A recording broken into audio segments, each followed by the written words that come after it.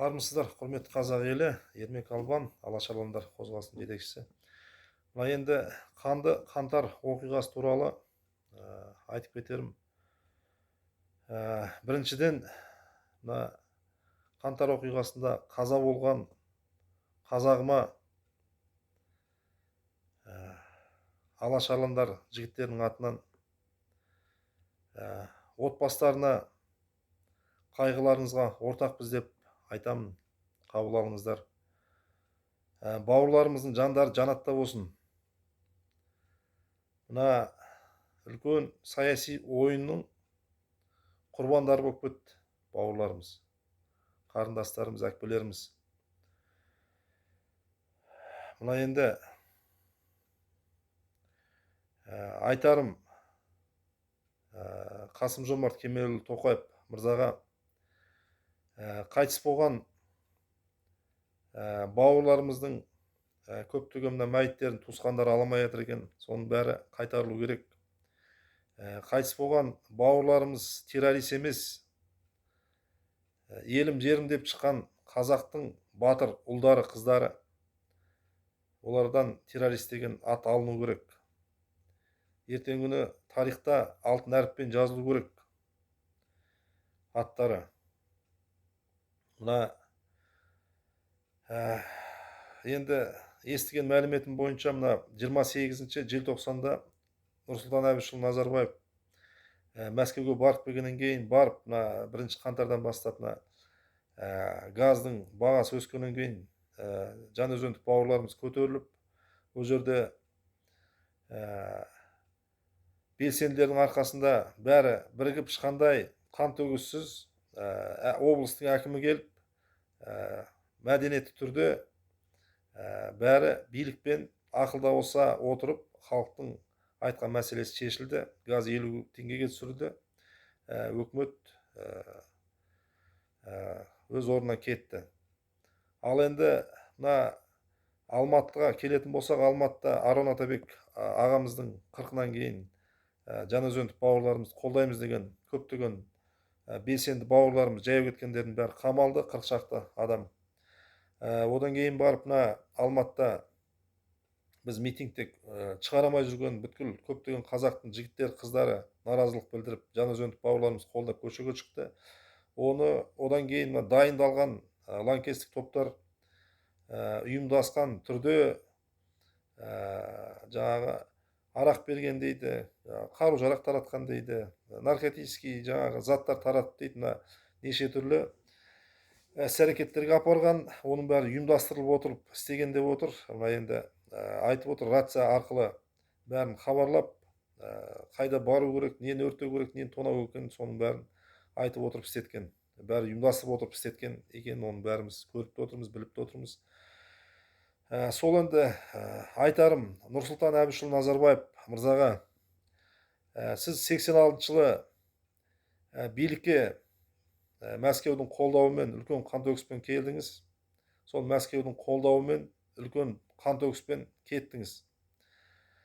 Сіз басқарғалы бері мына мемлекетімізде триллиондаған ақша офшорный счеттарға кетті деп бір мәліметтерден естіп отырмыз. Өзіңізде 400 миллиардтай ақшасы бар деп естіп отырмыз. Сізге айтарым, ертеңгі күні ол ақшаңыз өзіңізге де бұйыртпайды, бала шағаңызға да бұйыртпайды. Ертеңгі күні мына бүткіл қанша қазақтың жігіттері, қазақтың қыздары сіз басқарғалы бері кетті. Ол қазақтың қанын бәрі өз мойныңызда. Ертеңгі күні сіз болмасаңыз да, ертеңгі күні отбасыңыз, туған туысқандарыңыз жауап беретін болады. Сол үшін қазақтың салт дәстүрі бойынша кезінде әр адамның жаңағы өліміне пұл төленген. Ұрлаған ақшаларыңызды қазаққа қайтарып, сол жазықсыз қайтыс болып кеткен саяси ойында ұл-қыздарымыз сол өз туыстары несін алсын, ақшасын алсын. Халықтың алдында әлі уақытыңыз бар, өз күнәңізді жуып шаюға. Сол азған қалған уақытыңызды жуып шайып кетіңіз. Ал енді Тоқаев мырза, сізге айтатын болсам, мына енді сіз өтпелі кезең кезінде отырған президентсіз. Енді қазақтың бұта-бұтасын шығарып, ұрлап, тонап, Назарбаев мырза сіздің қолыңызға ұстатып кетті. Енді қалған өміріңізді сіздің тарихыңыз өз қолыңызда. Не халықтың қарғысын алып кетесіз, не атыңыз тарихта алтын әріппен жазылатындай болады. Сол үшін бәрі өз қолыңызда. Көптеген халық әлі күнге шейін сізді қолдап отыр. Егер де халық жаққа шығып, халықты жақсы өмірге жетелейтін болсаңыз, бәріміз сізді қолдайтын боламыз. Басқа жолмен жүретін болсаңыз, халықтың ашуын көрдіңіз, келесі жолы бұдан да мықтысы болады. Сол енді бірінші айтатын талабымыз, мына қазір жазықсыз қырылып кеткен бауырларымыз террорист емес. Террорист деген аттан алып тастаңыз. Ертең күні сіздің өміріңіз, тарихыңыз шешетін ол қазақ халқы. Халықсыз президент, ол президент емес. Сол үшін сізді қолдайтын да, даттайтын да халық. Халықтың мәселесін бірге шешіңіз. Мына қазір жазықсыз сотталып жатқан адамдардан 20 мың террорист жасамаңыз. Жазықсыз сотталып жатқан бауырларға рақымшылық жасап, нақты бұзақылық жасаған, өлтірген адамдар жазалансын. Ал жазығы жоқ бауырларымызды рақымшылық жасап босатуыңызды сұраймыз. Халық атынан талап етеміз. Мына 30 жыл бойы миллиардтап тонаған билік басындағы адамдарға көбі құтылып кетіп жатыр. Ал енді бір күннің ішінде бір магазин тонаған бауырларымыз қатты жазаланбау керек. Кішігірім ғана бір жазасын алсын да, штрафтарын алып босатылсын. Ол ертең күні сол 10 мың жазықсыз сотталып жатқан адам, ертең күні ол қанша мың отбасының ертең күні зардабын шегеді осы әрекет үшін. Ол ертең күні қазақтың санын көбейтетін қазақтар, өңкей жастар. Сол үшін құрметті Қасым-Жомарт аға, сізден сұрарым, рақымшылық көрсетіңіз.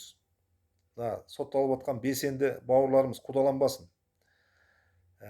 Белсенділер керісінше сол елім жерім деп халықтың мәселесін айтып жүрген жігіттер, қыздар, әкпелеріміз. Сол белсенділермен бірігіп, қазіргі құрылып жатқан өкімет бірігіп жұмыс жасау керек. Халықтың мәселесін айтып, осы мына жемқор жүйені бірге түзетейік. Қазақстанды жақсы жолға бірге жетелейік.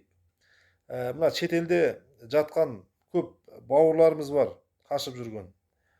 Көптеген миллиардтаған қазақтың ақшасы бар. Соларға рақымшылық жасаңыз. Соларды Қазақстанға қайтсын, қайтарылсын. Кірген ақшаларының 10-20% мына қазақтың кредитін жабуға жұмсалсын. Көптеген қазір мына арам тамақ нацкомпаниялар бар, солардың бәрі түгелдей бақылауға алынып, кетіп жатқан ақшалардың бәрі халыққа қайтарылып, мына көп балалы аналар өте көп, жанын бағамай отқан өте мұқтаж жандар өте көп. Соларға көмек берілу керек. Әр қазақтың баласы 50-100 мың теңгеден алу керек. Миллиондаған гектар алып алған мына көптеген депутаттар бар, басқа ұлттың депутаттар. Солар жерлер қазаққа қайтарылу керек. Әр қазақ 10 сотка жерден алу керек. Әр қазаққа үй салынып, жағдай жасалу керек. Талам-таражға кетіп жатқан қазақтың жер асты, үсті байлығының бәрі әрқайсы қазақ содан дивиденд алып отыру керек. Істейтін жұмыстарымыз көп. Сол үшін құрметті Қасым-Жомарт аға, халық жаққа шығатын болсаңыз, халықтың мәселесін белсенділермен бірігіп шешіңіз. Комитетте істейтін бауырларым айтатын, белсенділерді қудалауды қойыңыздар. Қазір көріп отырсыздар ғой, жауымыз көп, мақсатымыз бір біздің. Мақсатымыз қазақтың еліміз, жеріміз сақтап қалу, ұрпағымызға өткізу. Сіздердің де мақсаттарыңыз сол. Сол үшін сіздер белсенділер емес, мына біздің ішкі сыртқы жауларымыздан сақтаңыздар. Солармен айлансыңыздар. Қазір көрдіңіздер қанша лаңкес, бүткіл қару-жарақпен жүрген лаңкестердің көп екенін. Ертең күні Қытайдың да сонша қанша мың адам жүрген бір құдай біледі.